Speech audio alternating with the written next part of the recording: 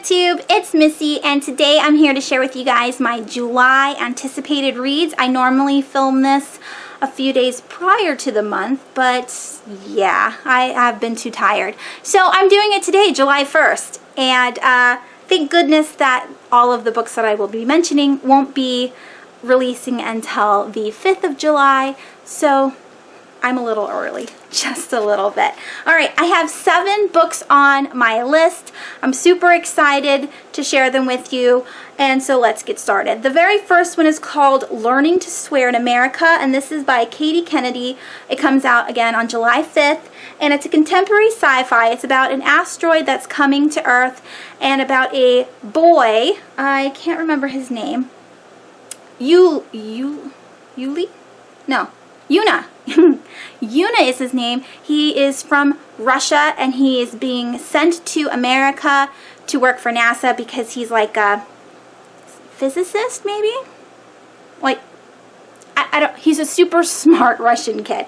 And he meets a girl, and so on his off times when he's not with NASA, she takes him out on an adventure and he like starts falling in love with her. So it's a contemporary sci-fi lovey-dovey kind of thing. I'm in it for the science aspect because NASA fascinates me, and the title is amazing and I love the cover, so yeah. Oh, and it says it's like Andrew Smith meets Rainbow Rowell, so if you enjoy either of those authors, maybe you'll be interested in this book. I absolutely love Andrew Smith, so I'm looking forward to reading it. The second book I've already pre-ordered. I just found out today that it was actually a book and a thing, and I'm super excited that I looked because it is The Merciless 2, which is called The Exorcism of Sophia Flores. Now, if you've read The Merciless by Danielle Vega, back when it came out, I think it came out in 2014 or the beginning. Yeah, I think it was 2014. I pre-ordered that book. It was fascinating. It's like Mean Girls meets The Exorcism. It's about these terrible girls who don't like a schoolmate, and they take her to this house, an abandoned house, and they perform an exorcism on them. And there's lots of torture. And at the ending, I had a hint that there would be a second book, and it kind of said there was going to be a second book on Goodreads, but then nothing came of it, and now 2 years later there is a second book. So it does come out on the 5th of July. Again, I've already pre-ordered it. I'm super excited for this book because I did enjoy the first one, and it was super creepy, and torture was scary, and it's a YA, so we need more YA horror novels. The third book is called The Lost and Found, and this is by Katrina Leno. This one comes out on the 5th, and this one is, I normally don't read contemporary, you guys know that, but this one sounds really good, and it's a road trip book about 2 people who meet on the internet, and they don't know each other, they don't know their real names, they just know that, I don't know if it's a chat line or how they met on the internet, but they both have this terrible like unluckiness of like losing things, and it's not like the normal, oh, I misplaced my keys. Like, it genuinely, items disappear from their lives, and so they go on a road trip, and during this road trip they find each other's lost items.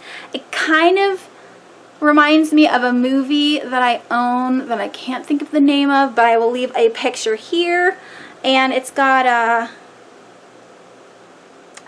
anyways, I'll just leave the picture here. I don't want to spend too much time thinking about it, but it kind of reminded me of that, just a little bit, not really, but kind of, and so I want to read it. And the fourth book is called The Memory Book. Now, I personally won't read this because it's too sad for me, but I wanted to share it with you guys in case you are interested. And the reason why I was interested mostly about this book is because of the way it is written, the format of the book itself. So again, it's called The Memory Book. It's by Laura Avery. It comes out on the 5th. This is a contemporary book about a girl who has a disease where it slowly eats away at her memory and then slowly eats away at her body itself. And she decides to write a memory book in order to remind her of the things, of the memories that she's lost. And you know, if you go on Goodreads and you look up the reviews, people say that they bawled their eyes out, and I'm not into that kind of lifestyle whatsoever. I don't want to read a book that's going to make me bawl my eyes out. But the book is made up of diary entries and post-it notes and letters and mementos. So it's like a scrapbook, and that's super exciting. So I wanted to share that with you because I like that kind of format writing where it's not your typical novel read where there's things to look at and interact with. So if you're interested in a very emotional book, definitely pick this one up. All right, number 5 is called The Killer in Me by Margot Harrison. It comes out on the 12th of July, and this is a mystery thriller about a serial killer. And the girl, I don't think this is a post-apocalyptic, but this girl believes that she knows who the serial killer is, and its name is the Thief, and he kills the people and then buries them deep down in some kind of like hole or cave in like the desert, like the Mojave Desert, I think.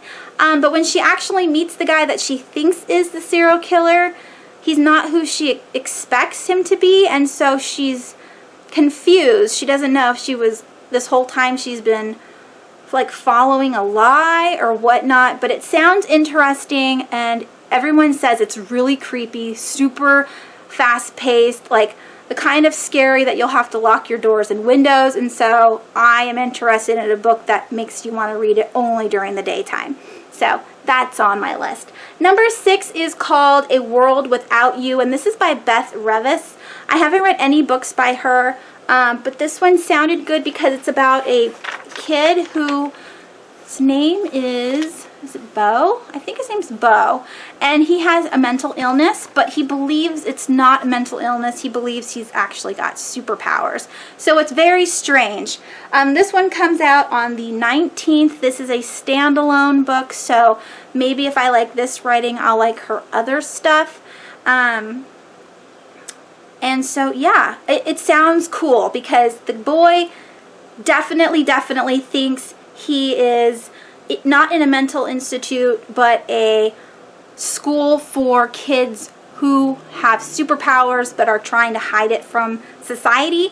And it's a dual perspective book, so you have Bo, the mental patient, if you want to call it that. That's probably politically incorrect. And then you have the sister who continues to show you sane remarks throughout the story about how her brother is definitely not in his right state of mind. But it sounds interesting. There's a little bit of time travel involved. And so, yeah, I can't wait to read it.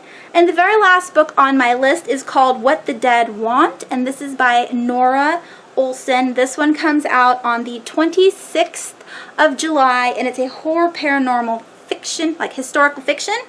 And it didn't get a lot of good reviews on Goodreads, but it's a YA horror, and so I definitely want to pick it up.